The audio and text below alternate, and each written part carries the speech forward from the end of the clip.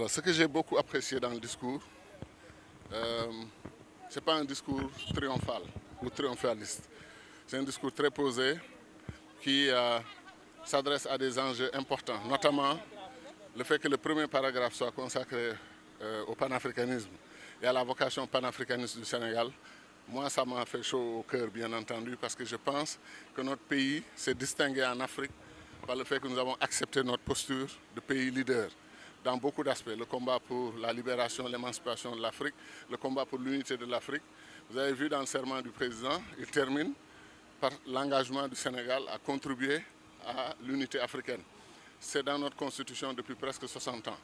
Et le fait qu'il ait commencé un discours par ça m'a beaucoup touché. Ensuite, j'ai beaucoup apprécié le message sur le gaz et le pétrole. Que les gens sachent raison garder. Le Sénégal a vécu sans gaz et pétrole pendant 60 ans. Ce n'est pas maintenant qu'on va se fracturer autour de ce problème.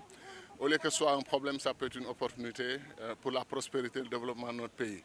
Maintenant, le pétrole ne devient un problème que si sa gestion est exclusive et que si son bénéfice n'est pas apparent, clair pour l'ensemble des populations. Le monde rural comme le monde urbain, ceux qui sont nantis comme ceux qui ne sont pas nantis, tout le monde doit se reconnaître dans le fait que le pétrole et le gaz ont apporté la prospérité à notre pays. Donc ça, le président l'a souligné et c'était une très bonne chose. Ensuite, j'ai aimé les deux messages, le message fort à la jeunesse. Moi, j'ai toujours pensé que si l'Afrique sacrifie sa jeunesse, l'Afrique n'ira nulle part. Et le président a montré que tout dépend de quel type de contrat de confiance on peut bâtir avec la jeunesse de ce pays. Et ça, je le félicite d'avoir insisté et je souhaite de tout cœur que ce mandat soit le mandat de la jeunesse et que ce soit clair que les jeunes Sénégalais ont repris goût à leur pays, ont repris intérêt pour le développement du Sénégal et de l'Afrique. Et le message pour les femmes. Les gens parlent beaucoup des femmes et ils ne font rien pratiquement. Et c'est important que le président ait rappelé qu'on ne peut pas réussir le développement du Sénégal en excluant plus de la moitié de la population. Les femmes sont nos sœurs, les femmes sont nos mères, les femmes sont nos épouses, les femmes sont nos partenaires de tous les jours. Elles ont plus que leur place dans ce dispositif. Et non seulement il faut le reconnaître au plan institutionnel, mais il faut le reconnaître dans nos comportements de tous les jours. Respect.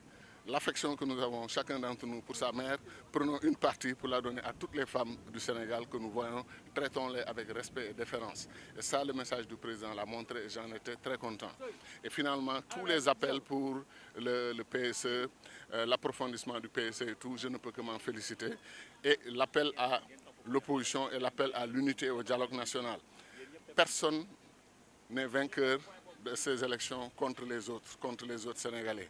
Il y a eu des élections, Dieu a fait son choix, le peuple sénégalais a voté, Macky Sall a été réélu, il y a de la contestation, c'est normal, c'est ça la vitalité démocratique du Sénégal, mais retrouvons-nous rapidement autour de l'essentiel.